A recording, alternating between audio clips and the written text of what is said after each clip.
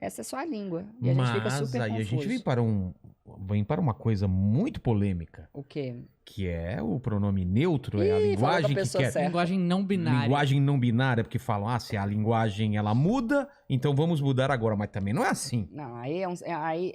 Elo.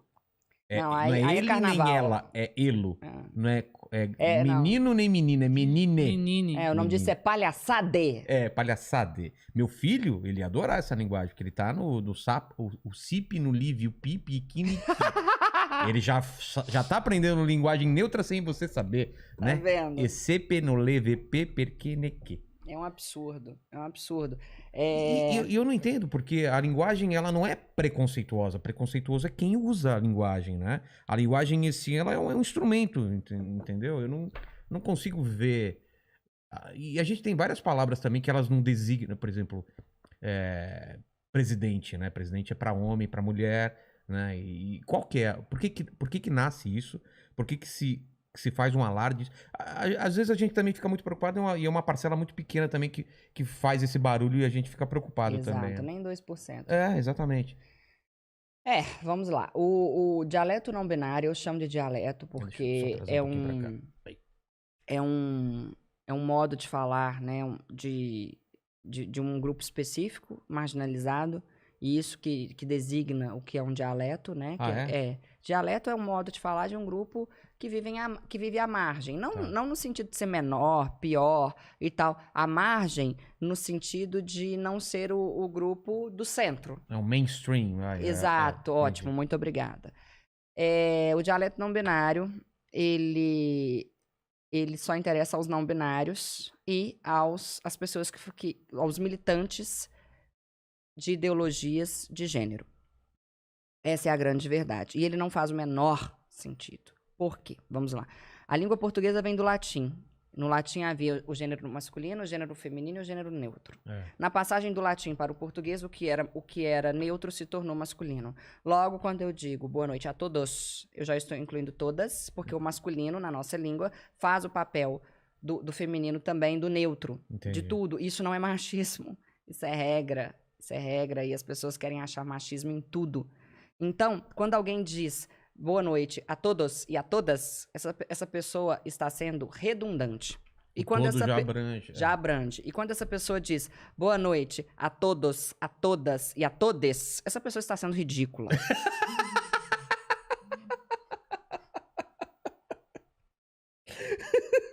Com certeza. Ridícula. Tá. Então, esse é o primeiro argumento. O segundo argumento dizem que o dialeto não binário existe para que as pessoas sejam incluídas, né? Mas, na verdade, ele exclui as pessoas. Por que ele exclui? Ele exclui quem tem dislexia. Imagine uma criança na escola, lá no processo dela de alfabetização, de não sei o que e tal, tentando de aprender paralelamente um outro modo de escrever e de falar. Então, exclui os disléxicos que, de fato, que verdadeiramente já têm dificuldades com a língua. Exclui os cegos, que fazem uso de softwares de leitura, e aí esses softwares teriam de ser atualizados. Exclui os surdos que fazem compreensão com a linguagem labial. Porque a compreensão de todo é diferente de todex e de tode na língua, no lábio. Ou colocar X, ou colocar é uma arroba, zona. Começaram com X e arroba, depois passaram para a letra E. Mas aí as empresas estão usando muito X também no bom mocismo delas, né? E tal. Então, exclui os disléxicos, exclui os surdos, exclui os cegos, e exclui uma parcela da sociedade enorme, majoritária, que vê tudo isso como uma grande bobagem. Que mais? Aqui a gente tem a Academia Brasileira de Letras. Na França, lá eles têm a Académie Française, que é um órgão que que tem a mesma função. E lá eles se pronunciaram há mais tempo dizendo que se trata, abre aspas, de uma aberração linguística. Fecha aspas. E o ministro da Educação Nacional da França proibiu o uso do dialeto não binário nas escolas e nas faculdades. e isso deveria ocorrer aqui. O meu nome está... Eu não sou uma pessoa ligada à política, eu não tenho decoro eu não, para estar na política, eu não teria paciência com aquilo, eu não quero fazer parte da política. Em meia hora eu mandaria alguém ali para algum lugar, indubitavelmente. Mas meu nome está num projeto de lei, em um projeto de lei em Santa Catarina, contra o dialeto não binário. Eu ajudo deputados, eu ajudo vereadores a criarem teoria, né, a argumentarem contra o dialeto não binário, porque eu entendo que isso é uma forma de defender a minha língua, o meu idioma. Que não é fácil, né? Já é difícil a gente estudar e saber falar o idioma corretamente. Exato, a gente ainda vai vive complicar ainda mais. Isso. Gente, a gente vive num país lotado de semi-analfabetos, de analfabetos funcionais, e aí eles querem ainda impor coisas. E o que eles falam? Não, a gente não quer impor. A gente quer, porque eu já participei de discussões sobre isso. A gente quer só que a norma culta conviva com o dialeto não binário. Só que a gente sabe qual que é o fim disso. É muito bonitinho, é fofo, sabe? E tal. Mas no fim a gente caminha, sim, para uma exclusão paulatina do nosso idioma, da norma culta, na verdade. A gente caminha para uma desvalorização paulatina da norma culta. O ministro da Educação francesa, o ministro da Educação Nacional, porque lá se chama ministro da Educação Nacional. Só uma coisa antes disso. As pessoas não têm noção de o quanto a língua ela faz parte da compreensão da gente como indivíduo, né? Eu ia falar isso agora. Não Exato. é? Você vê o americano, quanto ele tem o inglês, o português, o francês. Todo mundo tem orgulho da língua que fala, do respeito à história dele. E aqui parece que tudo isso é besteira, né? Esse movimento é um movimento que também está ocorrendo na língua inglesa, em todas as línguas. Mentira, não posso falar que são todas. Mas em várias. No Canadá já está tendo um problema, né? De você até ser preso ou ter que pagar multa se você não usar esse tipo de linguagem ou alguma coisa parecida, né? Eu ouvi falar disso, eu não tenho dados, mas eu ouvi falar disso, que o Canadá era o lugar em que... Que você pode ir preso se você não usar o tratamento correto, né? Mas até eu perguntei, tem um trecho com a Nani muito bom, você pode falar sobre isso com ela também, porque ela tem uma opinião muito forte sobre isso. E ela também acha besteira e tal. E aí eu vejo, por exemplo, os trans que tiveram tanto trabalho para ser tratado como como ser tratado como ela, e de repente chega um pessoal falando, não é mais ela, é elo. Assim, estão perguntando para as pessoas, porque parece um grupo que está querendo falar para um monte de gente, e essas pessoas, elas nem foram consultadas, né?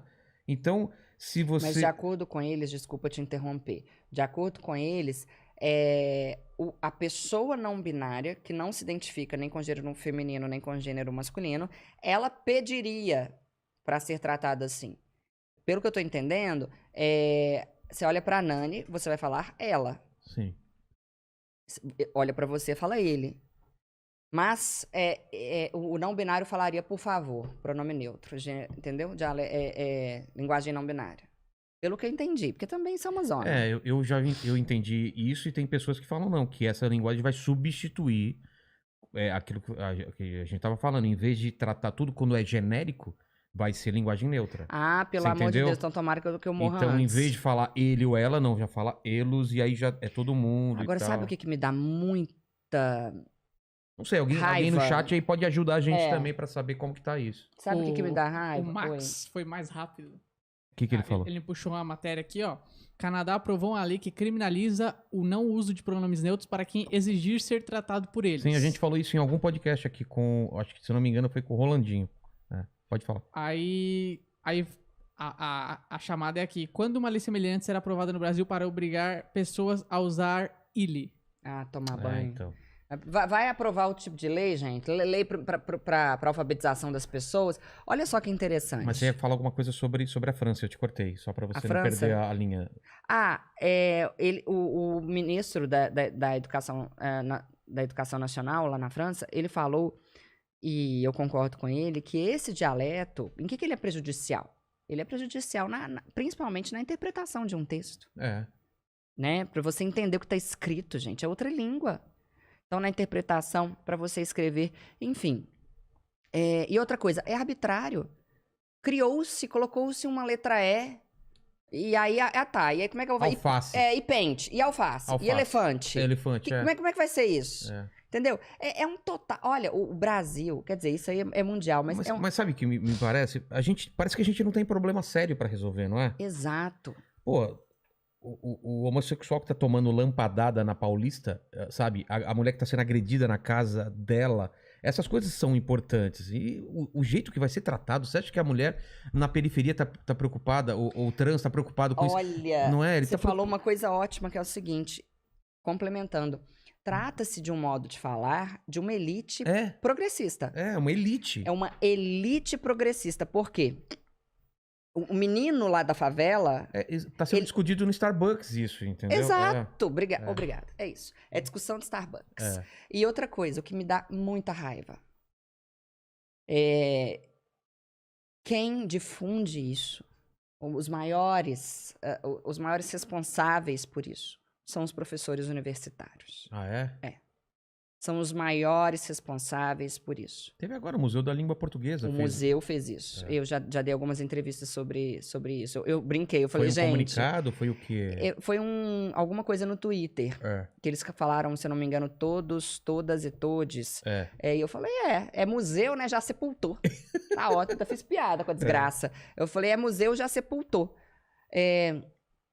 Os professores universitários militantes, os professores universitários ligados a ideologias de gênero, são os responsáveis por isso. São eles que colocam todos os dias em e-mails, queridos alunos, boa noite, que escrevem no quadro, boa noite a todos. E por que eu sei disso? Porque eu recebo directs todos os dias de pessoas inconformadas com isso. Todos os dias.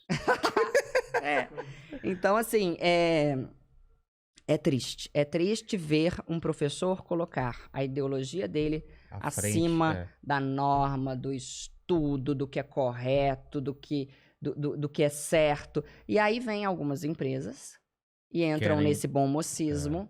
E aí eles escrevem o suco de todes.